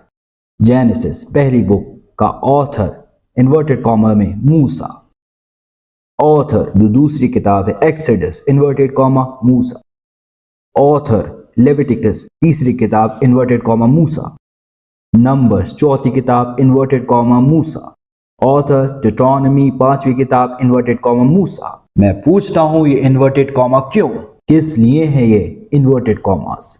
वो ये बता रहे हैं बहुत ही साइकोलॉजिकल और डिप्लोमेटिक तरीके से कि ये हमारे अल्फाज नहीं है, लेकिन एक आम आदमी, एक हॉट गॉस्पेलर, एक बाइबल प्रीचर ये विश्वास रखता है कि ये मूसा की किताब है। हम ये नहीं मानते कि ये मूसा ने लिखी है, तो हम इसे इन्वर्टेड कॉमास में रख देते हैं। ये किताब मूसा की नहीं। 700 बार से भी ज्यादा इन 5 किताबों में आप लोग ये एक्सप्रेशन देखोगे कि खुदा ने मूसा से कलाम किया, मूसा ने खुदा से किया, खुदा ने मूसा से किया, मूसा ने खुदा से किया। लेकिन खुदा ने ना ही ये सब मूसा से बोला और मूसा ने ना ही ये सब लिखा। इंग्लिश इज योर लैंग्वेज, ये सब कुछ 3rd पर्सन में है। ना ही खुदा ने इसे लिखा, ना ही मूसा ने। अगर मूसा ने लिखा होता तो ये ऐसा होता कि खुदा ने मुझसे कलाम किया और मैंने खुदा से कहा, या तो ऐसा होता कि खुदा बोलता कि मैंने मूसा से ये बोला और मूसा ने मुझे ये बोला। लेकिन ये सब थर्ड पर्सन में, यानी किसी और ने लिखा है इसे। ये खुदा का कलाम नहीं है, ये तो मूसा का भी कलाम नहीं। ऑबिचरी के हवाले से मुझे यहूदी उलमा से पता चला कि यहूदी पैगंबर कभी भी ऑबिचरी नहीं लिखते थे। पता है ना, मरने से पहले वो कहते हैं ना, मेरे मरने के बाद ये चीज मेरे कब्र में लिख देना। यहूदी ऐसी चीजें नहीं करते। डिटोनमी की बुक में लिखा हुआ है। मेरे भाई इसे इत्तेफाक भी रखते हैं कि जोशुआ का काम हो सकता है, लेकिन ये किताबें तो मूसा की हैं। जोशुआ कहां से आ गया? और लिखा है कि वहां मूसा की फौत हुई, मोआब की जमीन में फौत हुई, पास्ट टेंस है, उस घाट के सामने। और आज तक कोई आदमी नहीं जानता कि उनकी कब्र कहाँ है। और मूसा थे, वो थे 120 साल के जब उनकी फौत हुई। बिल्कुल, खुदा कुछ भी कर सकता है, इसमें कोई भी शक नहीं। अब बाइबल में कॉन्ट्रडिक्शन के एक्सप्लेनेशन में जहां शैतान डेविड को उकसाता है, एक कहता है कि दाऊद को शैतान ने उकसाया, दूसरा कहता है दाऊद को खुदा ने उकसाया। वो कहते हैं देखो, हम खुदा की अजमत को ऐसे बयान करते हैं, अगर शैतान ने किया है तो खुदा ने भी किया है। तो क्या इस बुनियाद में आप तस्लीम करने को तैयार हैं कि खुदा ने 60 लाख यहूदियों को जला दिया? क्योंकि जब ये हिटलर ने किया तो आप क्या बोलते? क्योंकि खुदा यही चाहता था, उसने किया है, उसकी गलती है और उसी ने इन यहूदियों को जलाया था। अब हिटलर ने 60 लाख मारे हो, 60,000 मारे हो, कितने भी, क्या तुम बोलोगे कि ये सब खुदा ने किया है? क्या तुम खुदा को ब्लेम करोगे? क्या तुम हिटलर और नाजी पार्टी को छोड़ दोगे ये बोलकर कि खुदा ने किया? नहीं मेरे भाई स्वेगार्ड, हम ऐसा नहीं सोचते। अगर कोई क्रिमिनल कोई गुनाह करता है तो हम कहते हैं उसने किया, वो रिस्पॉन्सिबल है। ये नहीं कि खुदा जिम्मेदार है, क्योंकि वही ताकत देता है। लेकिन खुदा ने तुम्हें फ्री विल दी है, सोचने की, सही और गलत में फर्क करने की। तो अगर तुम कुछ करते हो तो गलती तुम्हारी है, तुम खुदा पर इल्जाम नहीं लगा सकते। तो या तो डेविड को शैतान ने उकसाया या फिर खुदा ने। खुदा और शैतान कभी भी पर्यायवाची शब्द नहीं हो सकते किसी भी मजहब में। ये विलोम शब्द है हर तरीके से। पोर्नोग्राफी, ब्रदर स्वेगार्ड इसके खिलाफ बड़ी मजबूती से बोलते हैं और मैं उनके साथ हूं। चाहे ये चीज रिटन फॉर्म में हो, पिक्चर्स में हो या फिल्म में हो, बहुत घटिया चीज है। अपनी किताब में ब्रदर स्वेगार्ड अपनी रिसर्च के बारे में बताते हैं। नंबर 1, जब तुम इसे देखते हो, पढ़ते हो, तो ये एक जाल की तरह काम करता है। जैसे marijuana, ओपियम, हेरोइन, शराब, ये एक नशे की तरह काम करता है। जब तुम इसे देखते हो तो एक केमिकल एक्शन होता है। मैं बिल्कुल सहमत हूं ब्रदर स्वेगार्ड से, केमिकल एक्शन होता है। इसके बारे में पढ़ते हो, पोर्नोग्राफी के बारे में, तो आपके दिमाग को इसकी आदत होती है, आपको एक्सेलेशन होता है, डिसेंट्रलाइजेशन होता है। ये सब इन्होंने लिखा है, मैं तो पहली बार सुन रहा हूं ये सब के बारे में। और फिर तुम भी इस घिनौने काम में मुलव्विस हो जाते हो। ये एक तरह की वबा बीमारी है जो आदमी को खा जाती है। बड़ी मजबूती से खिलाफ वर्जी की है। ये मेरे देश साउथ अफ्रीका की गवर्नमेंट से ज़्यादा करीब है। अगर ऐसी कोई भी मैगजीन मैं यहाँ से खरीद के मेरे देश में ले जाता हूँ, कैनेडी एयरपोर्ट में, हीथ्रो में, कहीं भी, तो मुझे 2 साल की जेल हो सकती है। That's how good. ऐसा है मेरा देश साउथ अफ्रीका। इसकी दूसरी भी तस्वीर है, लेकिन जब धर्म की बात आती है और धर्मता की बात आती है तो वो बहुत ही कट्टरवादी ईसाई है। लेकिन यही मेरे देश ने बैन लगा दिया है बाइबल की आयतों पर। एक पैम्फलेट जिसे सर्कुलेट किया गया, उसमें बाइबल की 9 आयतें बाइबल की पैम्फलेट में डाल दी। बाद में किसी ने इस पैम्फलेट को सेंसरशिप बोर्ड में भेज दिया और बोला कि जरा इस पैम्फलेट में नजर दौड़ाइए। तो उन्होंने ये फरमान दिया कि इस पैम्फलेट को बैन कर दो, बिना जाने कि ये अल्फाज होली बाइबल के थे। ये एक्सट्रैक्ट होली बाइबल से थे, द बुक ऑफ एज़ेकियल चैप्टर 23। मैं चुनौती देता हूं एक प्रीचर को कि ये ईसाई जमात के सामने पढ़ के दिखाए मैं चुनौती देता हूँ एवेंजलिस्ट को कि वो अपनी माँ, अपनी बहन, अपनी बेटी या अपनी मंगेतर, अगर वो अच्छी औरत है तो उसके सामने पढ़ के दिखाए। एज़ेकियल चैप्टर 23, वो दो बदकिरदार बहनें अहोला एंड अहोलीबा की कहानी। लैंग्वेज उसकी इतनी अश्लील है कि मेरी सरकार ने उसे बैन कर दिया। और जब बैन कर रहे थे तो वहां दो बाइबल के मिनिस्टर भी थे, उनको पता ही नहीं था कि वो बाइबल की वर्सेस को बैन कर रहे हैं। मेरी सरकार इतनी कट्टरवादी है कि उन्होंने बैन कर दिया लेडी चैटिस लवर, एक नॉवल है लेडी चैटिस लवर, एक जालिहाना वर्ड के लिए जिसमें 4 शब्द थे, और उसे 20 सालों के लिए बैन कर दिया। लेकिन अब वो बड़े हो गए, मैच्योर हो गए, तो उन्होंने वो जो सेंसरशिप लगाई थी वो वापस ले ली। अब उन लोगों ने अलाउ कर दिया इस किताब को, लेकिन नो एक्सट्रैक्ट होली बाइबल से, खुदा की किताब, और तुम शर्मिंदा हो सबके सामने पढ़ने से। मैं अपने भाई ब्रदर स्वेगार्ड को चुनौती देता हूँ कि वो उसे पढ़े। मेरे पास वो पैम्फलेट भी है, आपको बुक खोलने की जरूरत भी नहीं है, और वो सब लेटर रेड में है। जरा से पढ़े लोगों के सामने अपनी खुशूसी आम जबान में। I would love to see brother Swaggart reading this. मुझे शर्म आ रही है ये बोलते हुए, लेकिन ब्रदर स्वेगार्ड अगर आप इसे पढ़ देते हैं तो मैं आपको $100 दूंगा। क्या है $100 आपके लिए ब्रदर स्वेगार्ड? जब मैं इनकी रोमन कैथोलिज्म किताब पढ़ रहा था तब मुझे पता चला कि इनको हर दिन $291,000 चाहिए अच्छी गुजर बसर करने के लिए। जब मैंने कैलकुलेट किया साल का तो $106 million just to keep his head above water. और एवेंजलिस्ट दिसंबर 85 वो ख्वाहिशमंद थे, and I wish him luck, कि उन्हें $1 मिलियन हर दिन मिले। Good luck to him.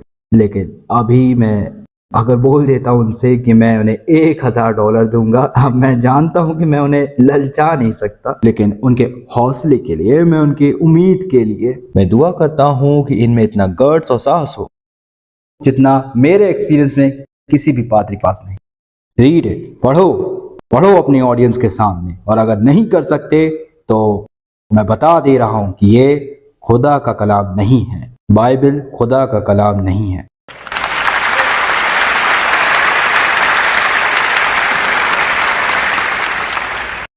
क्या बाइबल खुदा का कलाम है? ये मेरी ही किताब है, it's the Bible words God. मैंने कुल 10,000 कॉपीज इस शहर में भेजी थी, पता नहीं आप लोगों को मिली कि नहीं। मैंने इंस्ट्रक्ट किया था कि आप लोगों को मिल जाए, ताकि आप लोग घर जाए, खुद पढ़े, खुद समझे और खुद देखे सही और गलत। अगर हम कुरान की तरफ देखें तो कुरान हमें बताता है, अफला यतदब्बरून अल कुरान, क्या वो कुरान पर गौर नहीं करते? वलौ काना मिन इंदी गैरिल्लाह वलजदू फी इख्तिलाफन कसीरा। अगर ये किताब अल्लाह की तरफ से नहीं होती तो यकीनन इसमें इख्तलाफात देखते, कॉन्ट्रडिक्शंस। ये शाम कुरान के नाम नहीं है, लेकिन ये कहती है कुरान, अगर ये खुदा का कलाम नहीं है, कोई भी बुक खुदा का कलाम होने का दावा करती है, उसमें कॉन्ट्रडिक्शन नहीं होना चाहिए। जैसे कि जो एग्जाम्पल मेरे भाई ने दिया था, मैं उसी को रिपीट करता हूं, जिसमें लिखा है कि एक जगह कि सोलोमन के पास 4,000 घोड़े के स्टॉल थे, वही दूसरी जगह लिखा है कि उसके पास 40,000 घोड़े के स्टॉल थे, और 4 से 40 होने में सिर्फ 0 का अंतर है। तो ये चीज तुम लोग कह रहे हो, तो मैं कहता हूं जो हमारे कजन है यहूदी, उनको तो पता ही नहीं है कि ये 0 क्या होता है। जब वो किताब लिख रहे थे, अरबी लोगों ने, जिन्होंने मेरे अब्बा से पूछा जो कि इंडियन थे, फिर इसके बाद उन्होंने पूरी दुनिया को बताया 0 के बारे में। यहूदी नहीं जानते थे। जब वो लिख रहे थे तो उन्होंने शब्दों में लिखा, ऑफ कोर्स हिब्रू में 40 FOURTY। तो मैं बोलता हूं कि अब किसने मिस्टेक की, खुदा ने कि राइटर ने? और हमें बताया गया है कि वो पाक नहीं थे गलतियां करने से। मिसेस LMJ वाइट, जिन्हें आप कल्टिस्ट कहते हैं, जो कि 7 दिन के एक्टिविस्ट मूवमेंट में प्रोहिटीज थी, वो अपनी बाइबल कमेंट्री में कहती हैं, ये रही मेरे पास उनकी किताब है, तो वो अपनी कमेंट्री में कहती हैं, उनका झूठ बोलने का कोई मकसद नहीं। वो मानती हैं कि बाइबल एक मुकद्दस किताब है। इसके बाद भी वो कहती हैं कि जो बाइबल हमारे पास है वो बहुत सारे कॉपीइस्ट का काम है, जिन्होंने काफी मामलों पर अपना काम बड़े ही शानदार तरीके से निभाया है। done their work with marvelous accuracy, लेकिन ये कॉपिस्ट बेऐब नहीं है और जाहिर तौर पर खुदा ने इसे सही नहीं समझा कि इसे गलतियों से महफूज रखा जाए। खुदा ने सही नहीं समझा। दूसरे शब्दों में कहूं तो it's his business, it's his business. वो जो चाहे, और अगर तुम्हें कोई दिक्कत है तो वो कहता है गो टू हेल। तो वो कहती हैं खुदा को सही नहीं लगा इसे महफूज रखने को। और आगे वो अपनी कन्फेशन में कहती हैं, वो टेस्टिफाई करती हैं कि मैं देखती हूँ खुदा ने खास तौर पर बाइबल की हिफाजत की, खास तौर पर हिफाजत की। मैं पूछता हूँ लेकिन कैसे? वो आगे कहती है कि जब बाइबल की कॉपीज कम थी तब बाइबल के सिखाने वालों ने किसी सूरत पर बाइबल के लफ्जों को बदल दिया।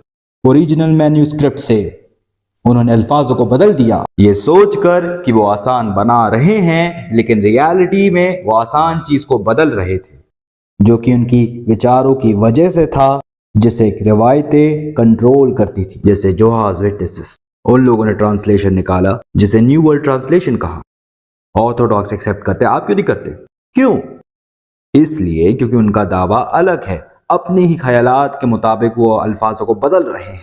सेम थिंग जो प्रोटेस्टेंट्स ने किया था, वो लोग जो यकीन रखते थे जीसस खुदा है, तो अब वो अल्फाजों को बदल रहे हैं। और ये चीज शुरुआत से चली आ रही है। 24,000 मैन्यूस्क्रिप्ट का दावा किया था आपने। ब्रदर स्वेगार्ड, आप जानते हैं कि कोई भी दो चीज एक जैसी नहीं होती। आपके स्कॉलर्स कहते हैं जो आप 24,000 मैन्यूस्क्रिप्ट का दावा कर रहे हो उनमें से दो भी एक जैसी नहीं।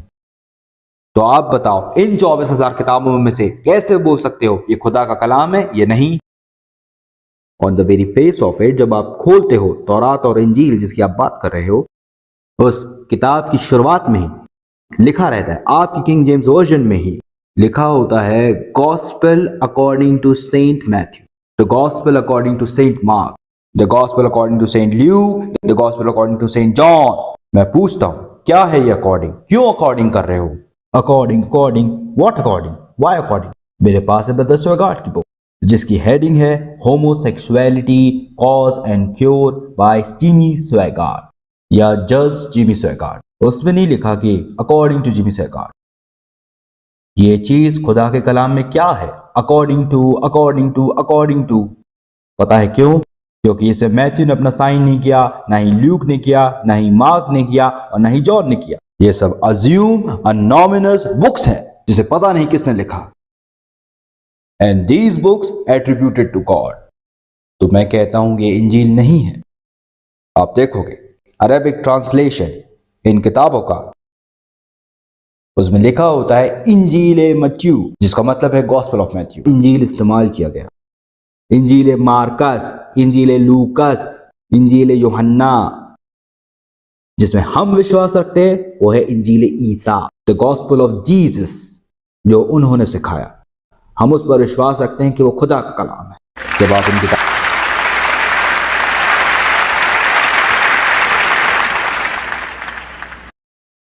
जब आप इन किताबों को देखोगे, मैथ्यू और मार्क को, तो ये गॉस्पेल है मैथ्यू, मार्क, ल्यूक और जॉन की। और हम बिलीव रखते हैं गॉस्पेल ऑफ जीसस में, जो कुछ उन्होंने सिखाया। और हमें मैथ्यू ने बताया है कि वो फलाना जगह गए गॉस्पेल को सिखाने के लिए। मार्क ने भी यही कहा वो कहीं गए, ल्यूक ने भी यही कहा वो कहीं गए, जॉन ने भी यही कहा वो कहीं गए गॉस्पेल को सिखाने के लिए। मैं पूछता हूं, क्या उन्होंने गॉस्पेल को अपने हाथ में पकड़ा था? क्या उन लोगों ने गॉस्पेल हाथ में पकड़ा? नहीं। जो उन्होंने मुंह से बताया था हम उस पर यकीन रखते हैं। अगर आप लोगों ने कोई ऐसा डॉक्यूमेंट बना दिया जिसे इंजील ईसा, गॉस्पेल ऑफ जीसस कहे, हमें बहुत खुशी होगी इसे पहचान देने में और ये वेरीफाई करने के लिए कि क्या ये खुदा की तरफ से है, और इसे कबूल करेंगे। लेकिन जो आपके पास है वो मैथ्यू, मार्क, ल्यूक और जॉन है। और जेबी फिलिप्स प्रेस्बिटेरियन है, चेस्टर कैथेड्रल इंग्लैंड से, पेज 7 एंजेलिकन चर्च के। जब मैथ्यू के बारे में लिखते हैं तो अपने प्रीफेस में कहते हैं, इब्तिदाई रिवायत इस गॉस्पेल का उत्तरदायी या ऑथर अपोस्टल मैथ्यू को बताया है। लेकिन आज के उलमा लगभग सभी ने इस ख्यालात को मानने से इनकार कर दिया। कौन उलमा? यहूदी उलमा, हिंदू उलमा, मुस्लिम उलमा? नहीं, ईसाई उलमा, हाईएस्ट एमिनेंस के, जिन्हें 50 ताउन करने वाले फिरकों की हिमायत हासिल है। वो कहते हैं मैथ्यू ने मैथ्यू नहीं लिखा, वो कहते हैं इस बुक का ऑथर, जिसे हम कन्वीनियंट आसानी के लिए मैथ्यू बोलते हैं। क्यों कन्वीनियंटली? इसलिए क्योंकि अगर ऐसा बोला जाए first book first testament chapter 9 verse number 9, first book first testament chapter 5 verse number 7, मैं आपका वक्त जाया कर रहा हूं अपना भी। तो फिर इस तरीके से बोले मैथ्यू 9:9, मैथ्यू 5:17, आसानी के लिए मैं मैथ्यू लफ्ज का इस्तेमाल कर रहा हूं। वो आगे कहते हैं कि जो लेखक, जिसे हम कन्वीनियंस के तौर पर मैथ्यू बोल रहे हैं, has plainly drawn into mysterious cues inverted commas, जो कि ओरल ट्रेडिशन का कलेक्शन हो सकता है, जिसे मार्क की गॉस्पेल में खुलेआम इस्तेमाल किया गया। आसान लफ्जों में वो थोक के भाव मार्क को ही कॉपी कर रहा था। मैथ्यू आई विटनेस और एयर विटनेस भी है इस सब का। यीशु के साथ उनका एक शागिर्द, एक अपोस्टल जाता है और 10 साल के बच्चे की नकल कर लाता है जो बच्चा था ही नहीं। Does it make sense to you? एक आदमी जो आई विटनेस है, ईयर विटनेस है और जीसस का सहाबा भी है, वो जाते हैं और 10 साल के बच्चे की नकल कर लाते हैं जो था ही नहीं। Does it make sense to you? और आप कहते हो कि ये खुदा का कलाम है। जेनियोलॉजी मैथ्यू और ल्यूक में दोनों में देखिए, जीसस को 66 फादर और ग्रैंडफादर दे रखे हैं। तो ये जेनियोलॉजी जीसस की 66 फादर ग्रैंडफादर, एक नाम के अलावा सारे नाम अलग हैं, सेपरेट लिस्ट, पूरी तरीके से अलग, हर किसी का अलग नाम है। ब्रदर स्वेगार्ड ने कहा कि एक जेनियोलॉजी मरियम की है और एक ईसा की। मरियम की क्यों? क्या किताब कह रही है? नहीं, किताब कह रही है ये जेनियोलॉजी ईसा मसीह की है, दूसरी भी जीसस में है, मरियम में तो कहीं खत्म ही नहीं। 66 नाम सब अलग, सिर्फ एक को छोड़कर। और जीसस क्राइस्ट के पिता जो सबसे एलिजिबल थे, जिनको होना चाहिए था, वो तो है ही नहीं। क्या आप तसव्वुर भी कर सकते हैं? खुदा अपने बेटे की पीढ़ी दर पीढ़ी के नाम बता रहा है और उसने अपने आप को लिस्ट में ही नहीं रखा। खुदा अपने बेटे की जेनियोलॉजी बता रहा है 66 नाम के साथ और उसमें अपना नाम ऐड नहीं करता। मैं बोलता हूं, खुदा आखिर करना क्या चाह रहा है? वो आखिर क्या बताना चाह रहा है जब उसने अपना नाम ऐड नहीं किया? और हम ये ईमान रखते हैं कि ईसा की कोई भी जेनियोलॉजी नहीं है, वो किसी मर्द के मुदाखलत के बगैर पैदा हुए। तुम लोग उनके बाप दादाओं के नाम बता रहे हो और कह रहे हो कि खुदा ने बताया है। तो हम मुसलमान इस चीज से मजबूती से इनकार करते हैं, इस तोहमत से जो खुदा के अजीम पैगंबर पर लगाई गई। हम कहते हैं कि वो अजीम तरीन रसूल थे, कुंवारी मरियम ने उन्हें पैदा किया और कुरान इसकी गवाही देता है। और इस गवाही ने करोड़ों मुसलमानों को बिना किसी ईसाई सबूत के ये ईमान दिला दिया है कि ईसा अलैहिस्सलाम बिना किसी मर्द की मुदाखलत के पैदा हुए, वो मसाया थे, वो कलाम थे जो मरियम को खुदा ने अता किया। और कल रात मैं बात करने वाला हूँ Mohammed, natural successor of Jesus Christ, Mohammed Isa के फितरी जानिशीन। और आज रात के सवाल के जवाब के अलावा बाकी के सवाल के जवाब कल दूंगा। और इसी के साथ मिस्टर चेयरमैन और मेरे भाइयों और बहनों, I am very thankful to this community, ऐसी अपॉर्चुनिटी बनाने के लिए कि मैं शेयर कर पाया स्टेज को एक ग्रेट करिस्मेटिक स्पीकर के साथ जो पूरी दुनिया में है इस समय, ब्रदर जिमी स्वेगार्ड। मुझे लगता है ये मेरे लिए प्रिविलेज और बहुत सम्मान की बात थी।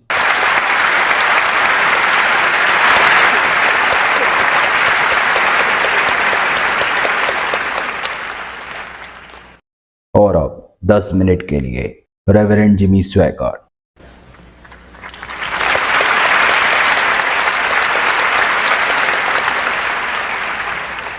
मैं देख रहा हूं उन बाइबलों को जो मिस्टर दीदात के पास है। कुरान सूरा, जिसे हम चैप्टर्स कहते हैं, सूरा 62 वर्स 5, गधे के समान है किताब उठाए हुए। जिस तरीके से उस गधे को बोझ की कीमत नहीं पता होती, उसी तरह ये लोग उस रूहानी खजाने से नावाकिफ है जो ये लोग अपने हाथ में उठाए हुए हैं। बाइबल जो भी पेश करती है वो एक कवच की तरह मजबूत सबूत है, वो जो भी पेश करती है। मैं कुछ समय पहले अफ्रीका में था और मैं मिनिस्टर्स के साथ था। मैंने उनसे मुलाकात की, बातें की मैंने उनसे, और मैंने पूछा, नहीं, उससे पूछा गया था, तुम गॉस्पेल के मिनिस्टर कैसे बन गए यीशु मसीह के? देखिए, यीशु एक ही समय में मसीह नहीं हो सकते, ना ही पैगंबर और ना ही झूठे।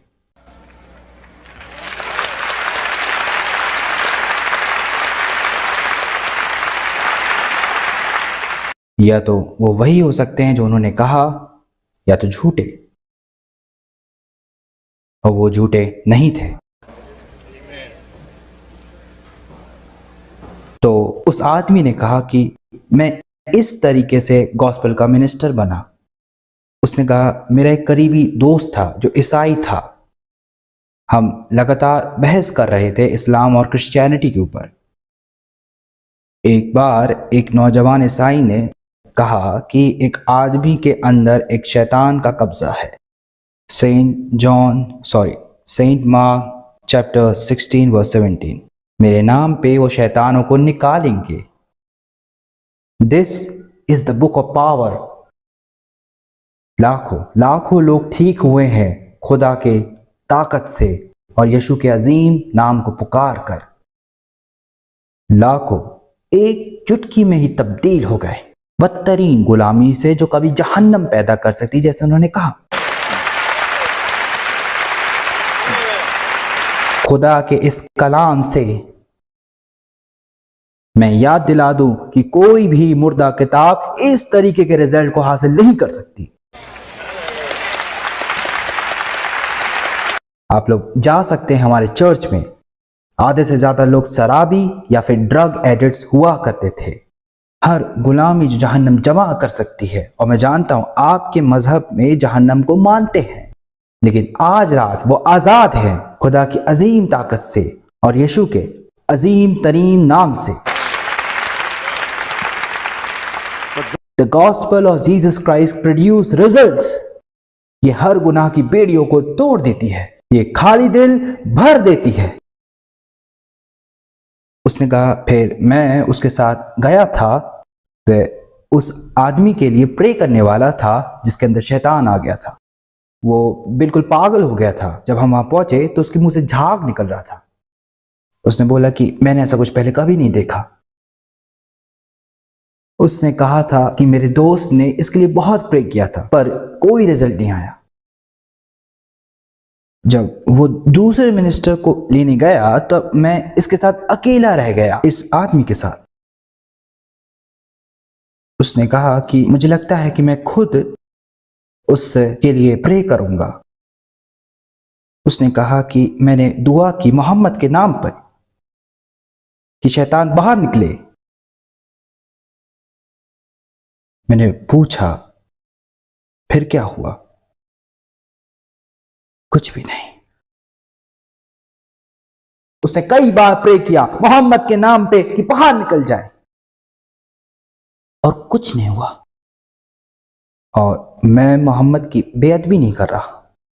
वो तो इब्राहिम और मूसा के नाम पे भी दुआ कर सकता था। इससे बेहतर क्या होता? वो दुआ कर सकता था पॉल और पीटर के नाम पे। इससे बेहतर क्या होता?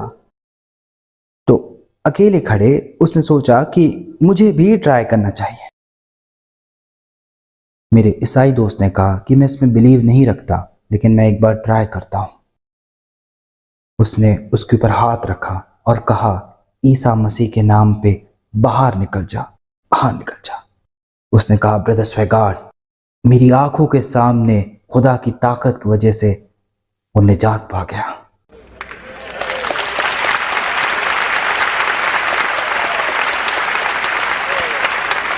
मुझे पता है आप यीशु के मौजज़ातों को इनकार नहीं करते, लेकिन मैं अपनी बात खत्म करने से पहले बता दूं कि मरा हुआ इंसान कभी भी मौजज़ात नहीं कर सकता।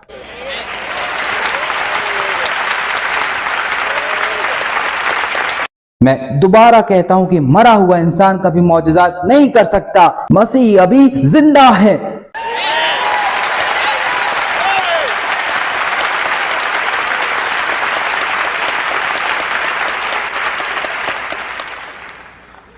मेरे पास 2 मिनट और है।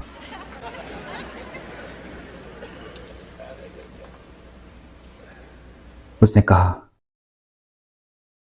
तुम मेहनत करने वालों और बोझ से दबे हुए मेरे पास आओ, मैं तुम्हें आराम दूंगा। मेरी जुआ लो और अपने ऊपर संभालो और फिर मुझसे सीखो, क्योंकि मैं सरल हूं और कोमल हूं। तुम्हें भी अपने लिए सुख चैन मिलेगा। एक दिन बहुत जल्द उन्होंने वादा किया है कि वो वापस आएंगे।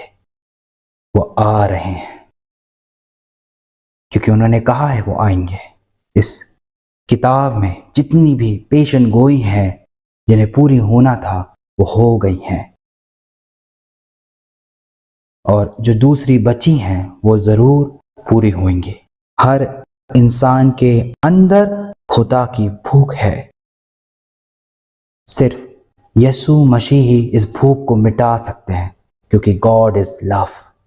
वो तुमसे प्यार करते हैं, ये किताब कहती है। वो तुमसे प्यार करता है सारे गुनाह और नाइंसाफी के बावजूद। वो अपने आप को आपके लिए हकीकी बनाना चाहता है। वो आपसे दूर नहीं है, वो बहुत से बाहर नहीं है, लेकिन यीशु मसीह की मदद से तुम उस तक पहुंच सकते हो, उससे प्यार कर सकते हो, उसकी इबादत कर सकते हो, और वो तुमसे करेगा, क्योंकि उसकी किताब कहती है कि वो करेगा। Thank you.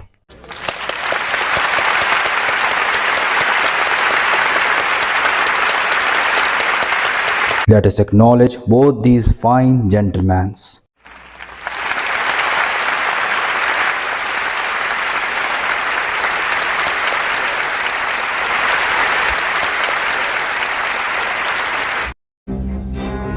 $100 now.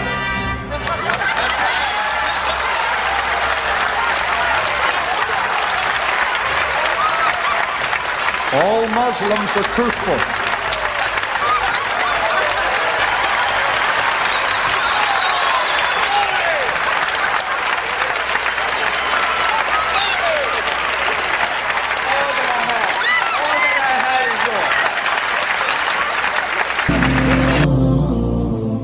رباه عفوك إني من نور مدت يداي نزعت أسرار قلبي وجئت